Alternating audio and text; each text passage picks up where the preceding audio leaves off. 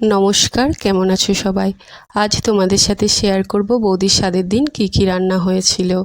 সমস্তটাই ছিল ভেজ, কোনো রকম নন ভেজ রান্না হয়নি। তো চলো দেরি না করে তোমাদের সাথে শেয়ার করে নিই সেদিন কি কি রান্না করেছিল কাকিমা।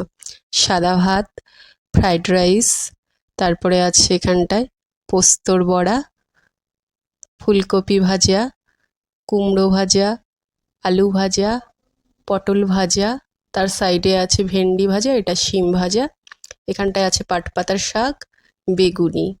আর প্রত্যেকটা রান্না দারুণ হয়েছিল। এটা মিক্সড ভেজ, এটা হচ্ছে গিয়ে মুগ ডাল, এখানে আছে কড়াইশুঁটি দিয়ে এঁচোড়ের ডালনা, এটা হচ্ছে পনির পোস্ত, আর এখানে আছে নলেন গুড়ের পায়েস, চাটনি, পাঁপড়, ও চাটনিটা ছিল টমেটোর চাটনি। তার সাথে বৌদিকে দেওয়া হয়েছিল 5 রকমের ফল, আর ছিল টপার হাতের টেস্টি টেস্টি কেক। আর সব শেষে দেওয়া হয়েছিল 5 রকমের মিষ্টি, তার সাথে 2 রকমের পিঠে। ভালো থেকো, রাধে রাধে।